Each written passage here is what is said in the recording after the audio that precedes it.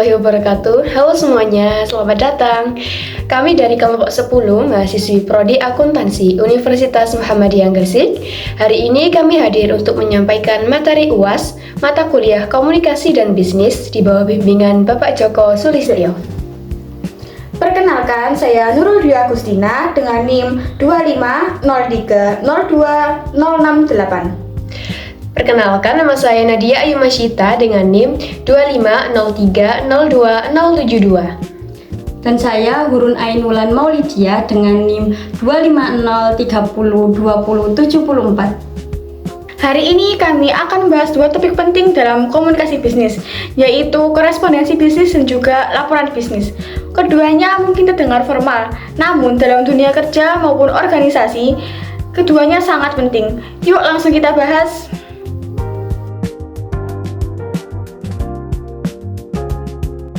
Coba bayangin, kalian baru lulus dan diterima magang di sebuah perusahaan. Hari pertama atasan bilang, tolong hubungi klien ya, konfirmasi jadwal pertemuan minggu depan.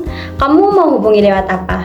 WhatsApp atau buka laptop dan tulis surat bisnis yang proper. Disinilah pentingnya korespondensi bisnis. Cara kita berkomunikasi secara tertulis di dunia kerja itu mencerminkan profesionalisme.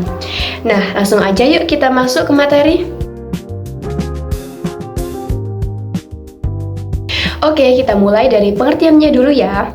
Korespondensi bisnis itu berasal dari kata korespondens yang artinya surat menyurat. Definisi sederhananya yaitu, korespondensi bisnis adalah penyampaian informasi melalui surat, bisa fisik, bisa email, antara satu pihak dengan pihak lain untuk kepentingan bisnis. Jadi, setiap kali perusahaan nulis surat ke klien, kirim email ke mitra, atau buat memo internal, itu semua bagian dari korespondensi bisnis. Nah, kenapa harus pakai surat bisnis dan bukan sekedar chat biasa? Karena surat bisnis itu punya 6 fungsi utama yang nggak bisa digantikan oleh WhatsApp.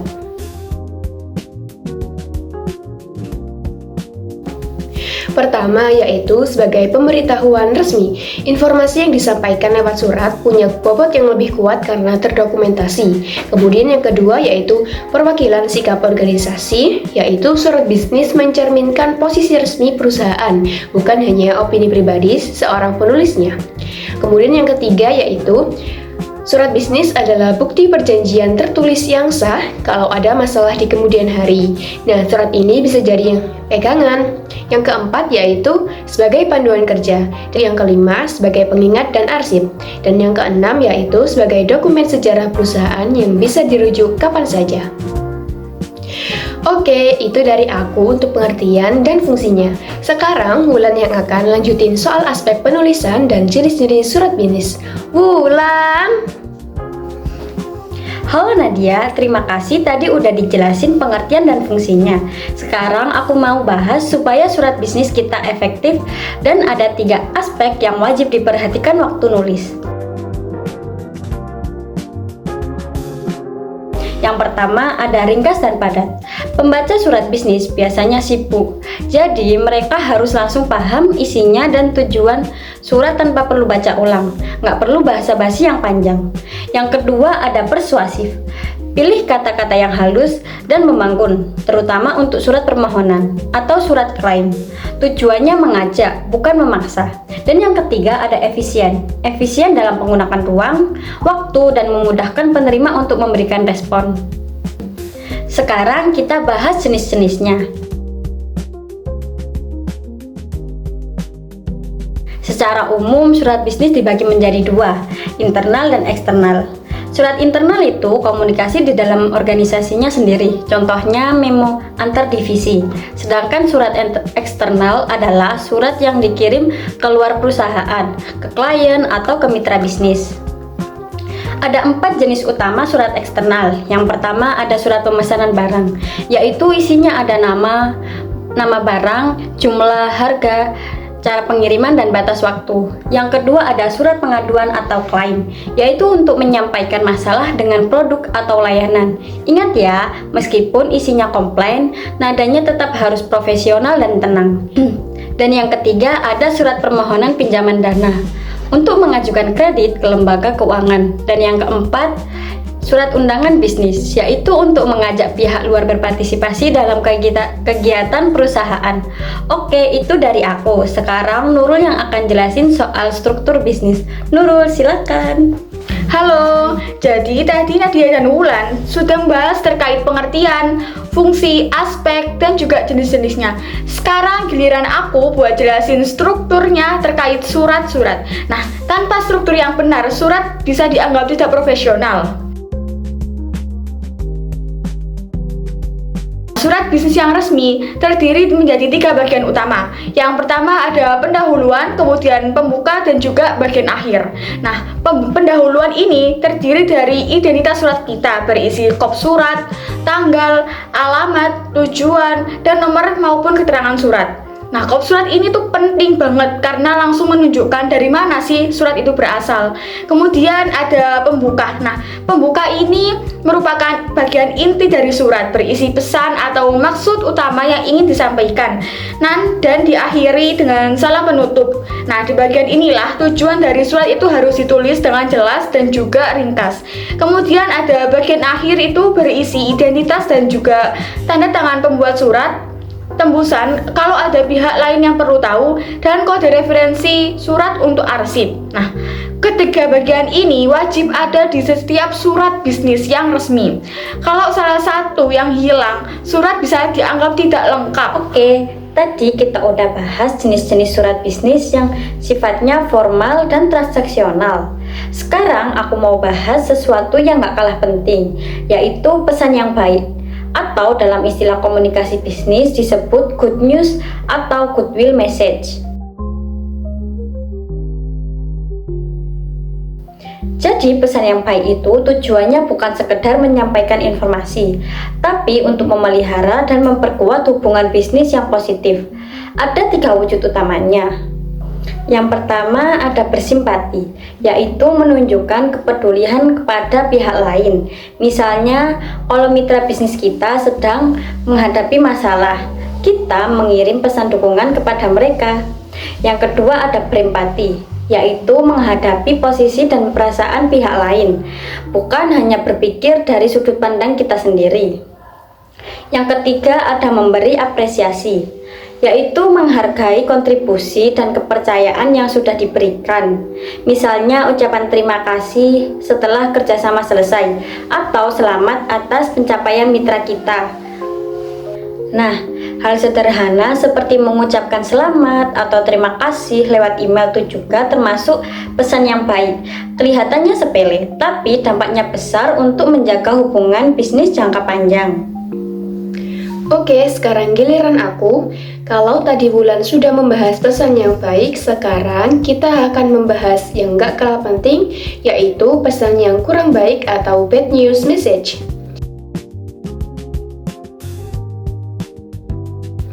Nah, coba bayangin kalian ada di situasi kayak gini.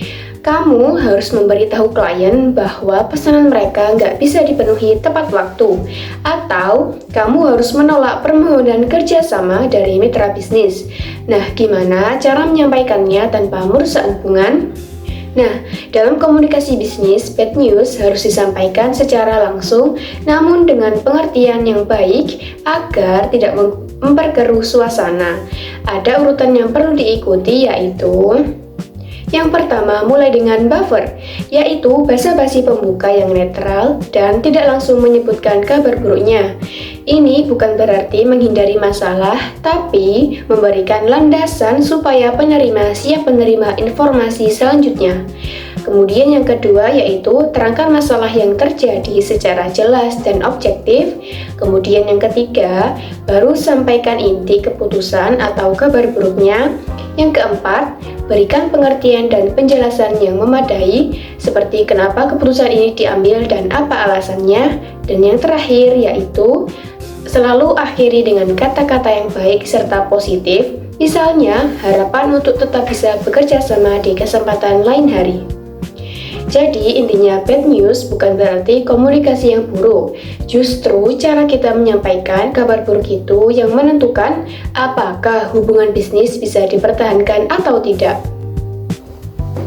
Oke, Oke, sebelum kita tutup materi tentang korespondensi bisnis, ternyata ada satu hal lagi yang menarik loh.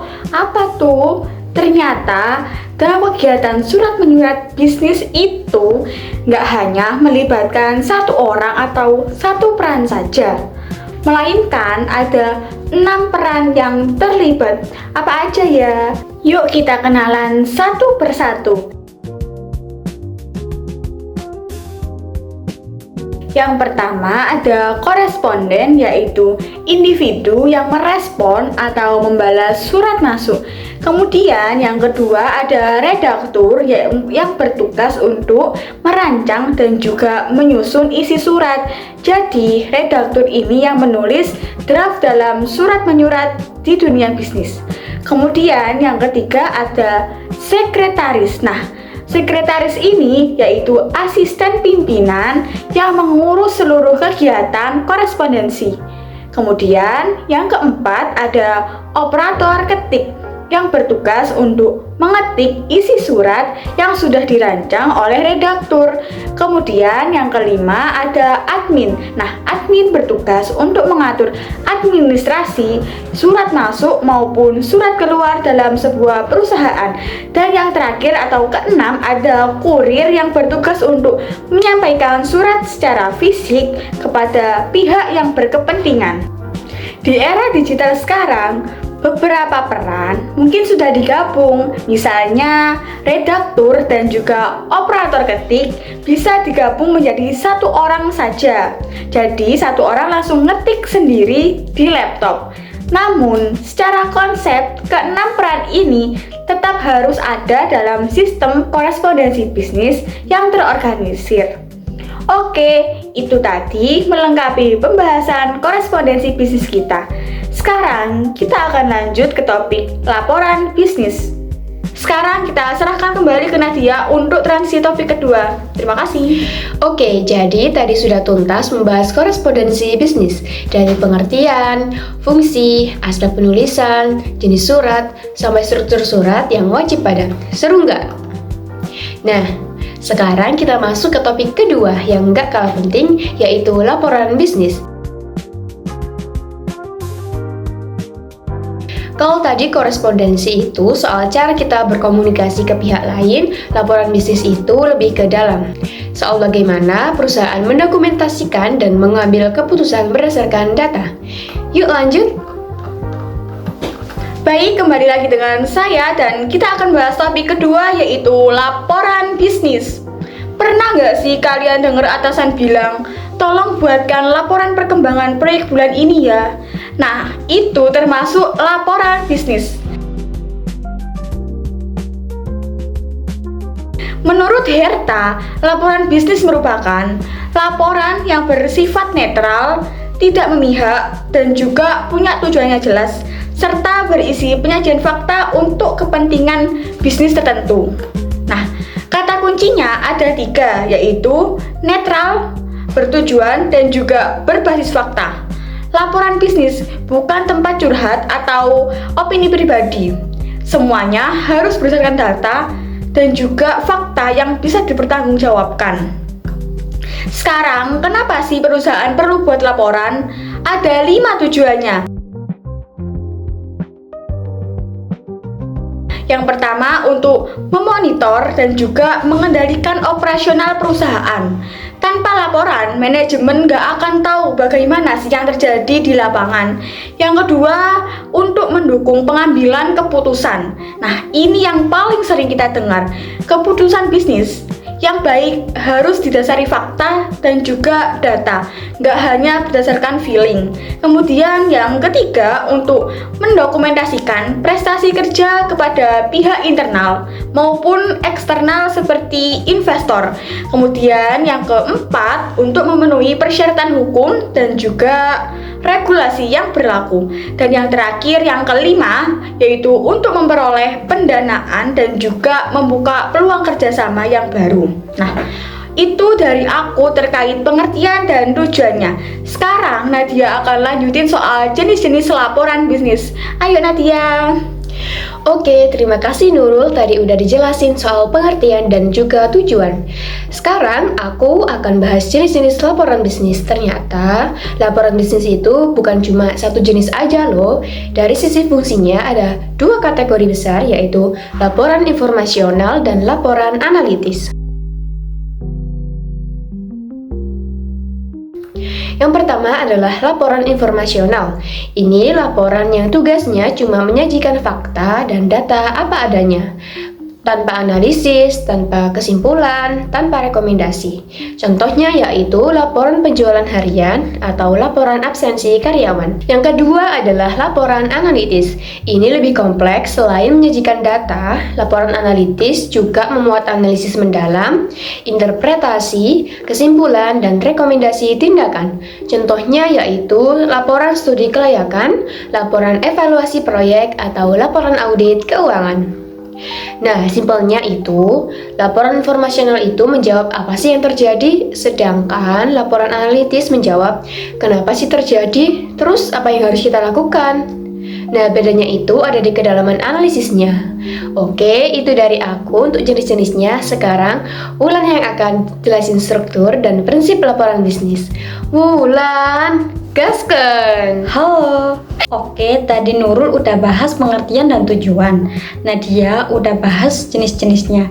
Sekarang giliran aku buat jelasin struktur dan prinsip laporan bisnis yang baik.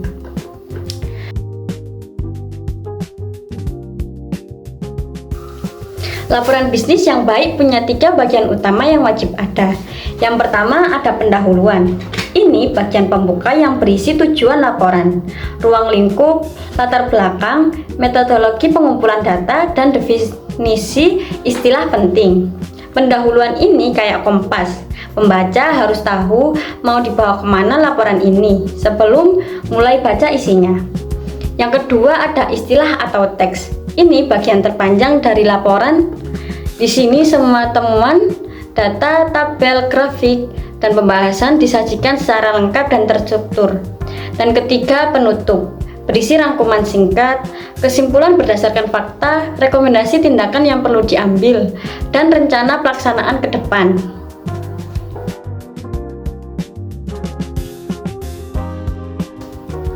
Terakhir, ada 5 prinsip yang bikin laporan bisnis jadi enak dibaca. Karena laporan yang bagus itu bukan yang paling tebal, tapi yang paling mudah digunakan. 1. Ada ide pokok yang harus muncul di awal. Jangan buat pembaca menebak-nebak apa inti laporannya. 2. Ada fakta harus tersaji dengan jelas dan terstruktur. Gunakan tabel atau grafik kalau perlu, agar lebih menarik. Yang ketiga ada uraian, harus menyeluruh dan tidak terpotong-potong. Jangan ada informasi penting yang ketinggalan. 4. Ada gunakan bahasa yang mudah dipahami. Hindari istilah berbelit-belit yang bikin pembaca harus bolak-balik kamus. Dan 5. Laporan harus memberi nilai tambah bagi pembaca. Artinya, orang yang baca laporan kita bisa langsung menggunakan untuk bekerja atau memutuskan sesuatu. Oke, itu tadi materi laporan bisnis dari Sekarang aku. kita bahas penggolongan laporan bisnis. Ternyata laporan bisnis itu bisa digolongkan dari banyak dimensi loh, bukan cuma dari fungsinya saja. Kita mulai dari 4 dimensi pertama. Dari dimensi fungsi ada informasional dan analitis. Kemudian dari dimensi subjek, laporan bisa dikelompokkan berdasarkan bidangnya, seperti laporan akuntansi, laporan personalia, laporan produksi, dan sebagainya. Kemudian dari dimensi formalitas ada laporan formal yang punya struktur lengkap dan juga menggunakan bahasa baku. Kemudian ada juga non-formal yang lebih sederhana seperti memo. Kemudian dari dimensi keaslian ada yang bersifat otoritas seperti diminta atasan atau manajer. Kemudian ada sukarela. Nah, kalau sukarela ini dibuat tanpa diminta atasan, serta laporan swasta dan publik berdasarkan sifat organisasinya. Oke, kita lanjut. masih ada 4 dimensi lagi untuk penggolongan laporan bisnis. Dari dimensi frekuensi, ada laporan berkala yang harus dibuat rutin, seperti harian, bulanan, dan tahunan. Kemudian ada laporan khusus yang dibuat hanya untuk situasi tertentu. Kemudian dari dimensi jenis ataupun formatnya, laporan bisa berbentuk memo untuk keperluan internal, surat untuk pihak eksternal, laporan cetak yang lebih formal, atau manuskrip untuk laporan panjang dan komprehensif. Kemudian dari dimensi kegiatan proyek, ada laporan awal di awal proyek, laporan perkembangan selama proyek berjalan, dan laporan akhir setelah proyek selesai. Dan yang terakhir, dari dimensi pelaksanaan pertemuan, ada agenda sebelum rapat, resolusi yang berisi keputusan rapat, dan notulen sebagai catatan jalannya rapat.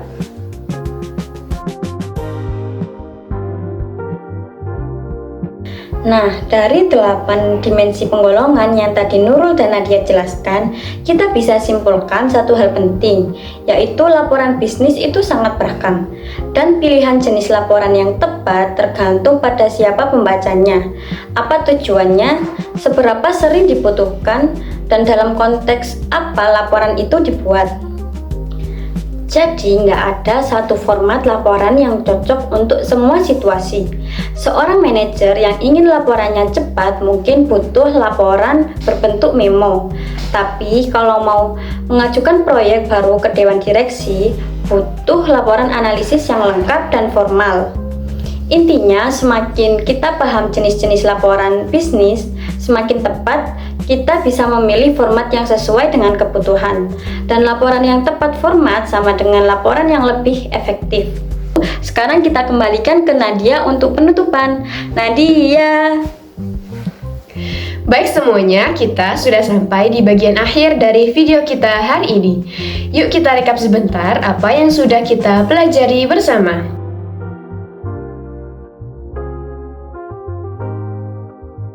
Untuk korespondensi bisnis, kita belajar bahwa surat bisnis itu bukan sekedar pesan biasa. Ia punya 6 fungsi penting, 3 aspek penulisan yang harus diperhatikan, 4 jenis surat eksternal, dan 3 bagian struktur yang wajib ada.